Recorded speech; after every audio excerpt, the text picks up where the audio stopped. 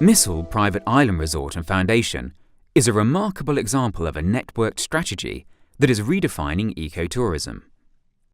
The resort is located on a small, pristine island in a remote part of Raja Ampat in East Indonesia. Visitors are accommodated in bungalows, built without cutting a single tree. And divers and snorkelers access exceptional reefs teeming with marine wildlife, offering by far greater biodiversity than anywhere on Earth. But the inspiration for Misool was not to build a tourist resort.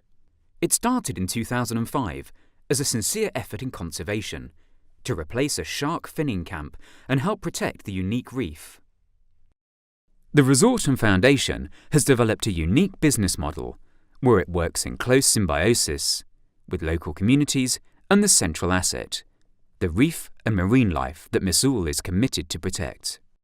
In 2005, the elders of the nearby village gave their blessing for the founders, Marit and Andrew Miners, to establish a marine protected area.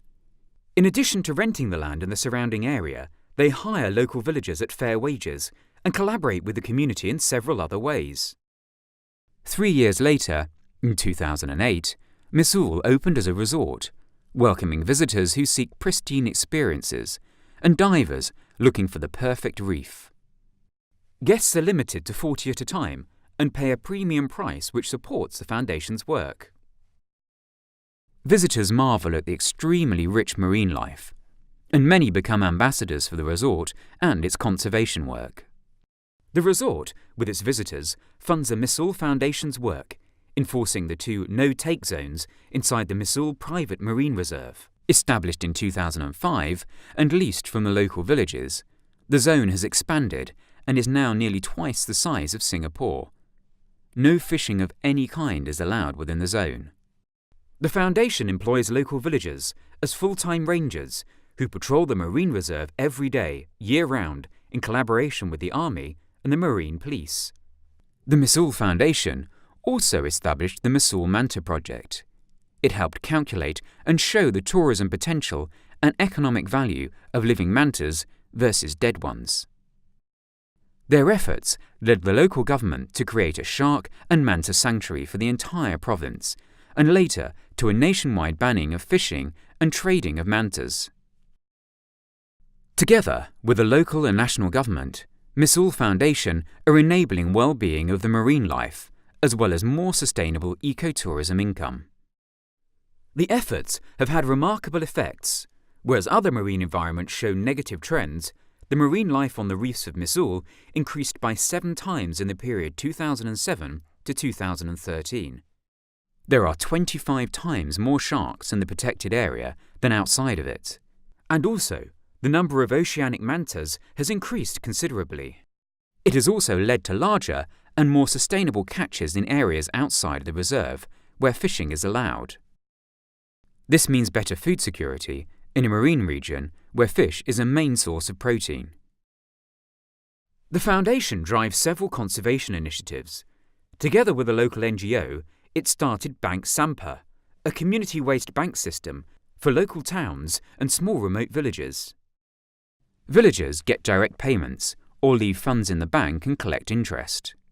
Many small villages lack economic infrastructure, so the waste bank is also a grassroots saving system. And besides keeping 700 tons of plastic and other rubbish from the ocean every year, it offers further employment for villagers. The Foundation also provides community children with school teachers and supplies, as a long-term commitment to transitioning people who used to fish for a living to other, better-paying work, and that are less destructive for the marine life. The network strategy has transformed the region from destructive fishing practices to a remarkable development for marine life, enabled economic and social development for the local community, improved food security, and spread conservationist initiatives within and beyond the region. In close collaboration with the local communities, Marit and Andrew Miners and their team has created a unique and powerful system, including its visitors, and with the reefs and marine life at the very heart.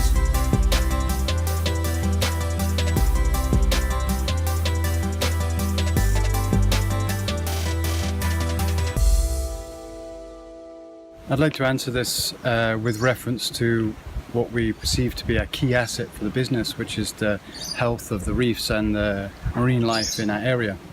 So the first step we made was working together with the local community to create a no-take zone that's twice the size of Singapore. Step 2 was creating a 24/7 marine patrol that protects the area that we created as a no-take zone. And this protection has led to an on average 250% increase in fish biomass, as well as rapidly increasing populations of sharks and fish. Finally, we've created a waste recycling program that recycles over 700 tons of ocean-bound plastic and stops it coming into the oceans.